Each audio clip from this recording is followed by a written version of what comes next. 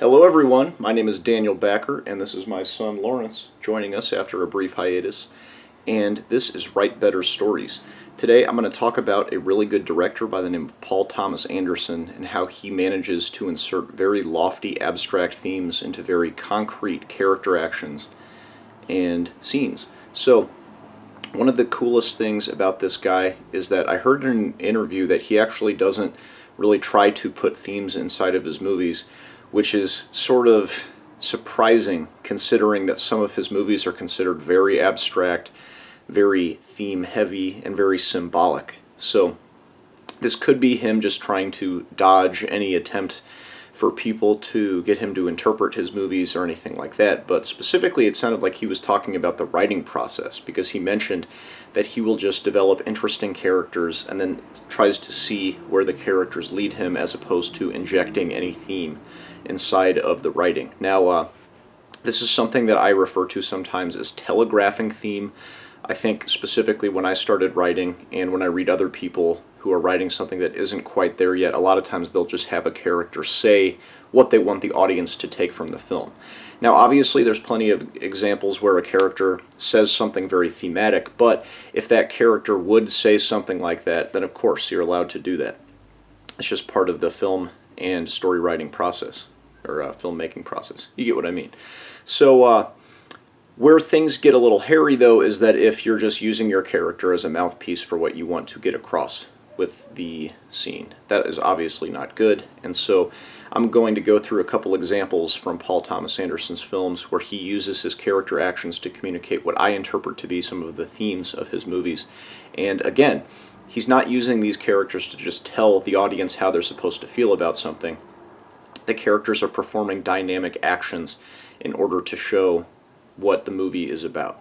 So the first example I wanted to give was from the movie Phantom Thread.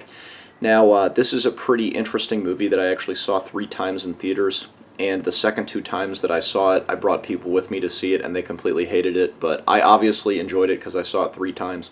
But the scene that I wanted to talk about is Daniel Day-Lewis's character measuring Alma, his love interest in the film. So obviously he is a seamstress, a tailor, I don't know what you call it, because isn't a seamstress a woman? In any event, he makes women's dresses, and in measuring her, he's just doing what a person with that job would do. So this is not any sort of high-minded, abstract, crazy character action. We can expect that a guy who makes dresses is going to have to measure women in order to make dresses. However, one of the big themes of this movie that I interpret is the fact that he is a very cantankerous, annoyed man who none of his former love interests can really match his standards. They always annoy him in some way, whether by just talking to him at all at breakfast or trying to get him to fall in love with them. He's just always very annoyed. And so by measuring Alma, not only is he just performing the literal function of his job, which is to make dresses, but he is in a way sort of evaluating her as a woman. He's looking at her dimensions, and he even comments at one point that she has small breasts, which again, you could argue is just him making that comment as a virtue of his job, but this also sort of supports the idea that he is looking at her and evaluating her and wondering if she measures up to his crazy standards romantically, because they do end up falling in love. But what's super interesting about this movie is that it captures the sense of falling in love, and not necessarily the fun way, where it's usually portrayed as something that's very pleasurable and very awesome. Phantom Thread looks at love as something that sort of overtakes you. Daniel Day-Lewis's character is very managed and very organized. He likes the way that he does things, and when he falls in love, it completely overtakes him and makes him sick, and he can't really function anymore. And obviously for other reasons in the film he ends up getting sick, but that's not really the point of this video. So just to wrap that up, his character action in measuring Alma and looking at her dimensions is both something that he would do as an aspect of his job, but also something that demonstrates the psychological tension of his character. So another film that is completely full of these very telling, potent character actions is the film The Master, which, in my opinion, is his best film, or at the very least, it's my favorite film that he's made. So, there's a lot of different things that I could pull from this, but one of the most potent character actions in it, I think, comes very early on in the film. It's when Joaquin Phoenix is drinking jet fuel out of, I think it's a rocket, but this is something that he ends up extracting the fuel in order to make some sort of alcohol that gets you exceptionally drunk, and he becomes very popular with many different people in the film for this reason. So I think that this is a very good way of demonstrating, again, like I said with Phantom Thread, something that Joaquin Phoenix's character would actually do.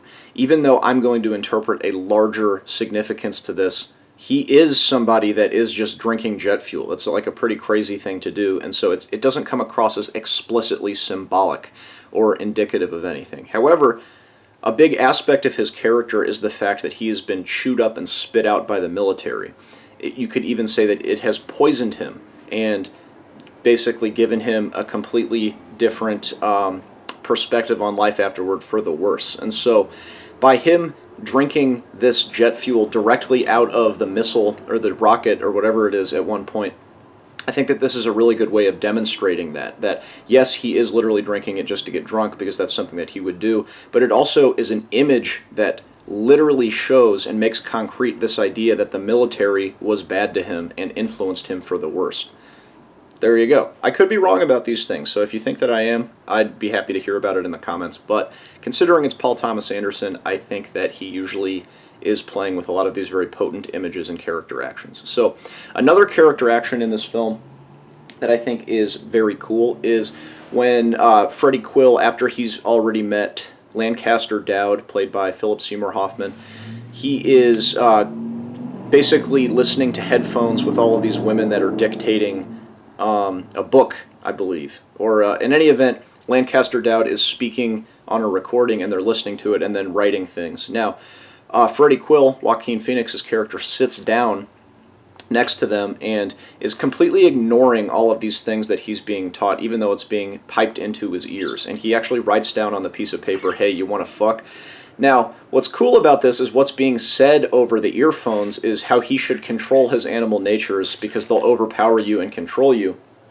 But he's literally ignoring this in the process. So again, that is something that his character would do. It doesn't come across as explicitly symbolic, but on another level, we're really getting this sense of how your head will tell you one thing, Lancaster Dowd telling you how you're supposed to be, and then Freddie Quill completely ignoring that in order to let his animal impulses, his sexual impulses, rule him. Lawrence is trying to get in on some of the commentary here.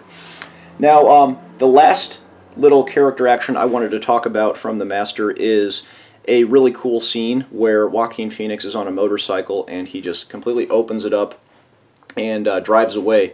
And I believe they're out in the desert. It's with Lancaster Dowd, and I think Amy Adams is there too, and maybe their daughter, but I kind of forget. But it is not a stretch at all to say that this film is about a sort of master-pet relationship, considering it's called The Master, and Philip Seymour Hoffman refers to Joaquin Phoenix as an animal at many different points.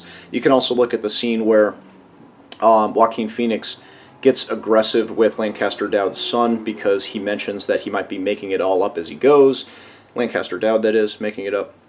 And Joaquin Phoenix basically almost acts like a dog defending his master in that point. But the motorcycle scene really exemplifies this as well because after he sort of opens the motorcycle up and drives really far away, you see Lancaster Dowd look at him as though his dog has gotten out of the fence and is going a little too far away outside of the boundary. And so he starts calling after him as you might call after a dog. Now, again, this could just be something that I am reading too much into, but I think that this is a pretty clear image, and I hope that I'm demonstrating through these various examples what I mean by the importance of character action. So the last thing that I wanted to talk about does have a major spoiler in it because it is literally the last scene of There Will Be Blood, so go ahead and stop the video now if you haven't seen it, or just go and watch that movie right now. But the last scene in that film entails Daniel Day-Lewis killing Paul Dano's character, and it is not a stretch to say that Daniel Day-Lewis's character is motivated by money, capitalism. You could say that he represents this, but that I think gets into a discussion a little bit outside of the purpose of this video about whether he's just supposed to be a character or representative of a certain ideology. And Paul Dano's character is very into religion. Now, likewise, you could say that he represents religion inside this film, or his character is just super into it. But we'll get into the difference in that in later videos. But at the in this scene, Paul Dano's character comes to Daniel Day-Lewis's house and asks him for some money in order to get his ministry further along in their business objectives. And Daniel Day-Lewis basically freaks out and is all stoked because he wins in a certain way, and he kills Paul Dano. I did not describe that very well in terms of the winning, but I'll describe that now. That you can look at this as maybe just a crazy, insane man just decided to kill Paul Dano for no reason whatsoever, or just because he's insane and he's off his rocker, his mind has gone. But I think you can also look at this as a character action demonstrating the psychological tension between maybe an internal struggle between capitalism and business and religion. So if you look at it this way, then you can look at it as perhaps that capitalism has won out and squashed the religious impulse or the spiritual inclinations of humans. Now, I think that this is such a potent film, and all of the examples that I have given today, I think this is not the final word on them whatsoever. But again, the main point of this video was to try to talk about how a lot of these lofty themes in Paul Thomas Anderson's movies are communicated scenically and through character action. It's not necessarily somebody turning to the camera and just telling you how you're supposed to feel as an audience member. Like, could you imagine how terrible There Will Be Blood would have been if in the last scene Daniel Day-Lewis just gives a monologue about how capitalism will always kill the religious impulse? And again, that interpretation is just what I took from that potent character action. Since it's a character action, any one interpretation may or may not be wrong, but it's so rife for interpretation because it is a very dominant character action that the character would do regardless of its symbolism. Now, I did talk about the film Hard Eight and a very strong character action in the last shot of that movie as well in a video that I called Character Action, where I get into that in more detail, so I'm not going to say that again. If you want to watch that film, then I say go for it. But yeah, I've hit about 12 minutes here, and I am astonished that Lawrence managed to stay quiet for the majority of this video, so props to you, Lawrence. You'll be eating food tonight. But I hope that what I have shared with you today has given you a different way of looking at some of Paul Thomas Anderson's films, and that it'll help you write better stories. Lawrence, any parting words? I'll take that as a no. All right, goodbye.